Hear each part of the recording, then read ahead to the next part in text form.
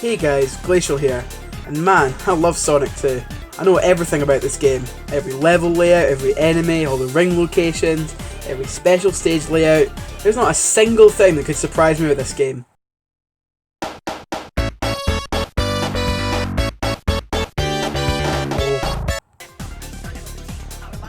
So before we go into the betas of Sonic 2, we're going to take a look at some of the unused stuff that was left in the final game.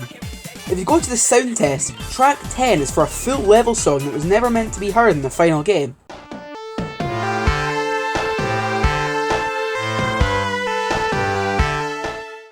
As it turns out, this was the track meant to play in a famous unused level called Hidden Palace Zone, which we'll talk about later. This level select icon goes unused in the files for the final game, and it would have been used as the icon for Hidden Palace Zone. There actually is a cheat code you can use to access Hidden Palace Zone in the final game, but as you can see, it's just a corrupt, glitchy, unplayable mess. But in order to see what this stage used to look like, there have been two major prototypes of Sonic 2 found over the years, which is going to be our main focus of this video. This first prototype is so far the earliest version of the game that we have. It's known as the Nick Arcade's prototype, likely because it appears to be the exact same, or at the very least similar, to the version of Sonic 2 that appeared in multiple episodes of Nick Arcade. So what differences does this build have over the final game? Well, the first difference, and one of the most obvious, is that the title screen is way different, not at all like the final game. Something else I noticed is that Sonic himself uses a different sprite, being a lot closer to the Sonic 1 design.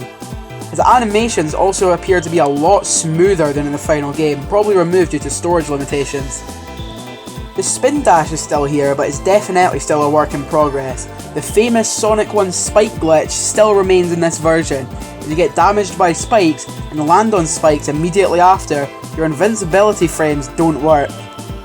The signpost at the end of levels is different too. Robotnik's is still the same, but Sonic and Tails have a more front-on symmetrical design. This version has some really weird design choices too. One of them being that if Tails gets hit, you lose rings, which is extra annoying considering that Tails' AI is very, very bad in this version. There's also a feature that if you run into a wall at high enough speed, you fall over for a few seconds, which is such a terrible feature, and I'm so glad that it's not in the final game. Starting the game takes us to a prototype Emerald Hill Zone, and for some reason Tails is disabled here. The acts have very different, more simple layouts compared to the final game. This unused Badnik appears here too, some sort of snail. It just moves left forever and that's it. This stage also has the only fully completed boss fight in the whole game. If you beat this stage you get sent back to the title screen. There's actually a level select code we can use to see the other stages in this build. And what's surprising is that it's still using the Sonic 1 level select, which just shows that Sonic 2 was just built off of Sonic 1, which is long suspected for years.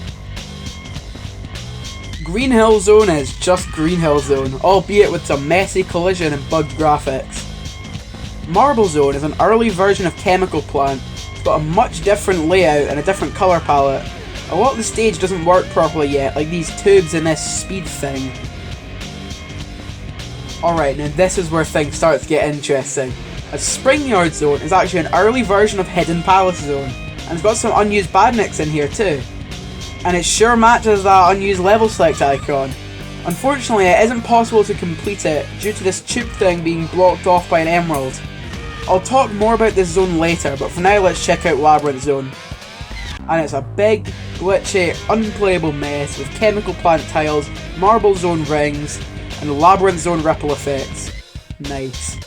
Starlight Zone is next, and it's just Emerald Hill Zone, so we've already talked about this. On to Scrap Brain Zone. Well, it's actually an early version of Hilltop. A lot of the gimmicks don't work yet, some of the animations are missing. Act 1's layout is complete, but the play limit from Sonic 1 is still there, so at some point you die just by following the leveled path. This build actually does have a few unused sprites that you can see here.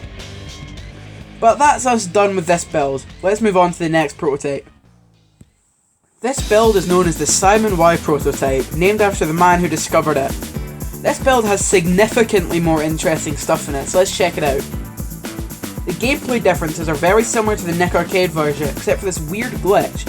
when where you get 100 rings, instead of it playing the 1-up sound effect, plays a sped up version of the Death Egg music. The level select this time can just be accessed by holding A and pressing start. The level list this time is much similar to the final game, but with a lot more cut levels. First up is Green Hill Zone, which is just Emerald Hill again.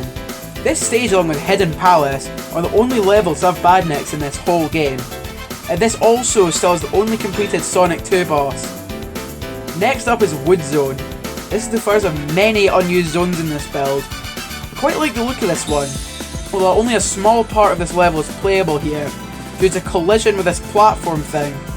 Using debug mode we can see what the rest of the stage had, including some conveyor belts and platforms. Next up is Metropolis Zone, and this looks pretty similar to the final game, but with some different layouts and a lot of things don't work yet. Like these spinning things, these crushers and the lava.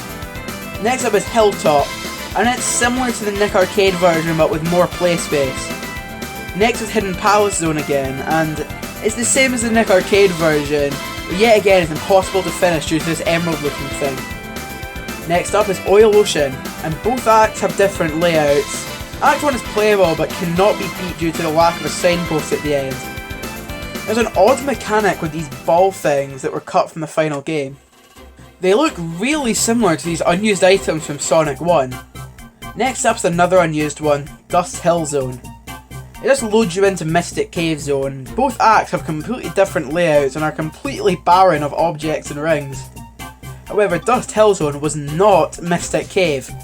Dust Hill was actually the name of a scrap desert level that can be seen here. It's possible that Dust Hill got reworked into Mystic Cave, but I'm not sure.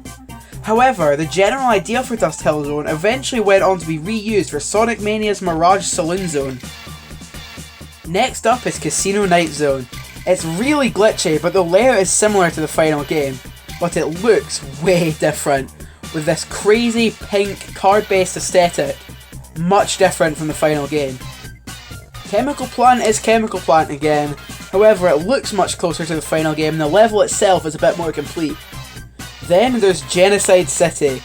Yes, Genocide City. However, it is just another unplayable mess.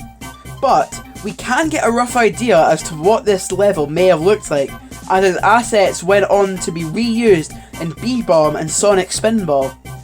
Also, if this level did make it into the final game, it's likely they would have changed the name of it to Cyber City. Next up is Neo Green Hill Zone, which is just an early aquatic ruin. The underwater section isn't complete yet, and for whatever reason this is the zone it takes you to when you press start on the title screen. Then you're sent to Chemical Plant, then Hilltop, then Emerald Hill, then the game ends. And this version of the game was once duplicated and sold illegally on Chinese markets, so that means a decent amount of Chinese people bought this game expecting it to be this big experience with loads of levels just to beat it and only wonder why it only had 4 levels and 1 boss fight, and that's just sad. And that does it for the Sonic 2 prototypes. Thank you all so much for watching, and I'll see you all later.